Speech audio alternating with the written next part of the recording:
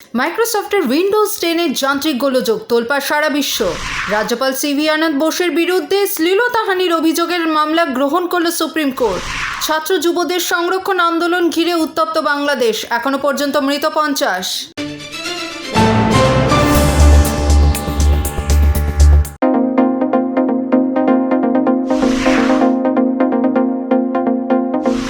বিশ্বজুড়ে তথ্য প্রযুক্তি ক্ষেত্রে বড়সড় ঝামেলা। মাইক্রোসফটের উইন্ডোজ 10-এর যান্ত্রিক গোলযোগ, এয়ারলাইন্স, মিডিয়া, ব্যাংক পরিষেবার ক্ষেত্রে প্রভাব পড়ল সারা বিশ্বে।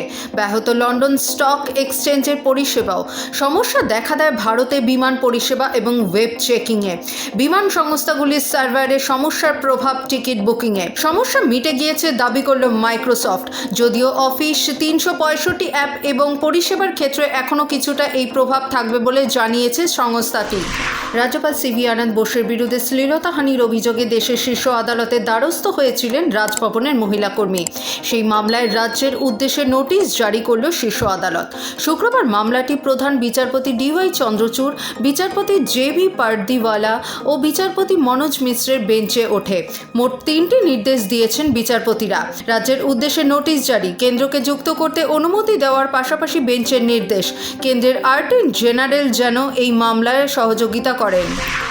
লাইন মেরামতি এবং রক্ষণাবেক্ষণের কাজ চলার কারণে আগামী শনি ও রবিবার অর্থাৎ 20 এবং 21শে জুলাই শিয়ালদহ ডিভিশনে একাধিক ট্রেন বাতিল থাকবে। বাতিল ট্রেনের প্রায় সবকটি লোকাল। বেশ কয়েকটি দূরপাল্লার ট্রেনের যাত্রাপথও বদল করা হয়েছে, আর কয়েকটি ট্রেনের সময়সূচি পরিবর্তন করা হয়েছে। ভোগান্তির আশঙ্কা করছেন যাত্রীরা। দফায় দফায় সংঘর্ষ আর হিংসার মধ্যেই বাংলাদেশের রাজধানী ঢাকায় সব ধরনের সভা সমাবেশ ও মিছিল নিষিদ্ধ ঘোষণা করল হাসিনা সরকার। বন্ধ নেট পরিষেবা, চলছে না ট্রেন, বাতিল মৈত্রী এক্সপ্রেস।